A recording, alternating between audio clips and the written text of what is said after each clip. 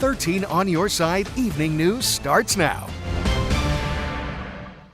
The history of Black-owned businesses in Muskegon and Muskegon Heights is the focus of an exhibit in Muskegon. 13 on Your Side's Lauren Baker spent the day on the lakeshore to learn more behind the meaning of it. Lauren?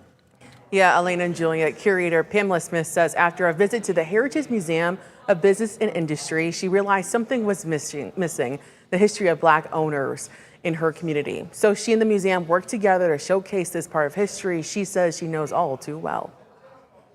Inside the Muskegon Heritage Museum of Business and Industry, the wheels of history constantly move, turning moments of change they were embedded in the community into examples of possibility. There have been so many Black businesses sitting on the wall, displaying pictures, articles, memories. 50 years of entrepreneurship, from segregation to integration, is the history of Black-owned businesses. An exhibit named It Runs in the Family runs through the history of Black-owned businesses in Muskegon and Muskegon Heights. They own the furniture store in Muskegon Heights, Smitty's Furniture. A slice of history. Pamela Smith's father and mother started as the first Black business owners in Muskegon Heights in 1968. They both worked at the mill, but she hated it.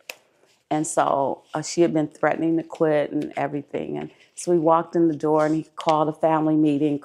He says, "You can quit your job now." And he pulled out his business certificate and everything. And lo and behold, they began. And it's not just her family. The history of other family-tied Black-owned businesses are showcased, like the Baker family. The husband, Lawrence Baker, he was a contractor and his wife was a hairstylist and he built her shop for her. And the Patterson family? Carolyn Patterson became a pharmacist and both her children became pharmacists. And so many others over the course of 50 years. Smith jumped on this project as a community curator after coming to the museum and seeing the potential to tell stories of Black businesses. There's sometimes misconception that Black people are not hard workers, right? So all of these business owners had great work ethic. Because history always repeats itself. Tell my students, small business owners and entrepreneurs are the foundation of our economic society. She hopes future business owners use the past. This is part of our history. As a tool to help them start their own history. Start there and just go to great heights. And Smith says she and the museum plan to expand this exhibit into a larger one that will focus on the history of Black people in media.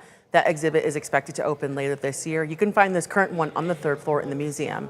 In the newsroom, Lauren Baker, 13 on Your Side.